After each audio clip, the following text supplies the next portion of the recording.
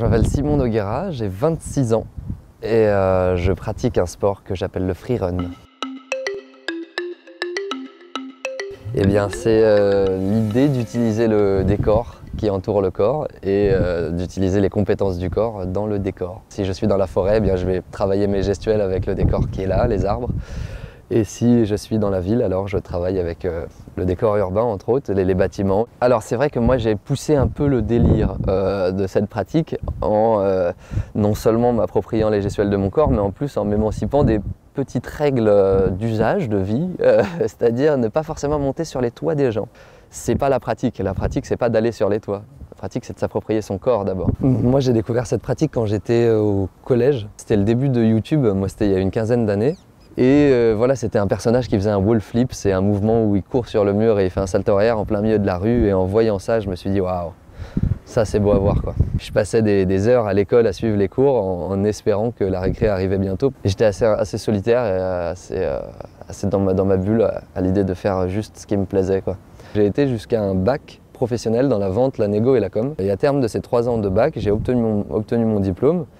Et j'ai demandé à mes parents de me faire confiance une petite période. Ça a toujours été de l'ordre du périlleux, ce que je faisais, à leurs yeux en tout cas.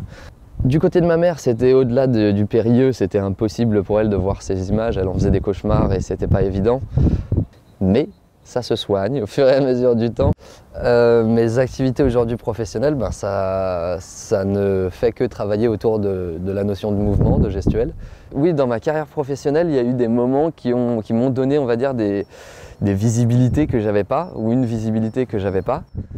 Et ce qui m'a offert des possibilités professionnelles par la suite. En l'occurrence, c'était un tournage avec un réalisateur américain qui fait des vidéos sur Internet. Et là, c'était une commande de la compagnie Ubisoft qui produisait un jeu vidéo qui s'appelait Assassin's Creed. Et cette vidéo a eu un impact médiatique assez important et nous a permis, avec mon équipe, de disposer d'une visibilité qui nous a permis de travailler dans plein de domaines.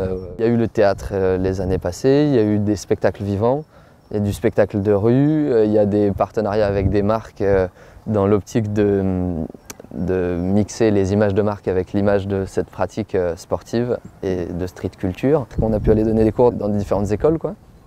Voilà, pour élargir la perspective du mouvement de certains jeunes qui en font leur cursus. Plein de possibilités différentes, ou alors des plénières encore, ou des prises de parole devant des managers sur la prise de danger, la prise de risque et les notions qu'ils peuvent après transposer sur leurs activités professionnelles. Donc ça va de la prise de parole au sport du spectacle, au sport réel, parce qu'il y a des compétitions aussi, à l'idée de transmettre les cours.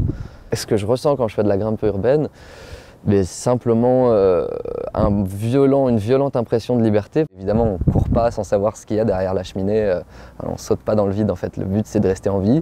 Et donc oui, tu ne vois qu'une partie infime de l'iceberg, puisque le reste c'est le temps de travail qu'il a fallu. Et une leçon de vie qui m'est encore éloquente aujourd'hui, c'est que c'est très important d'avoir des gens qui nous entourent et des gens qui nous soutiennent ou des gens qui nous font un retour sur ce qu'on fait. Mais tout n'est pas bon à prendre dans ce que les gens peuvent dire.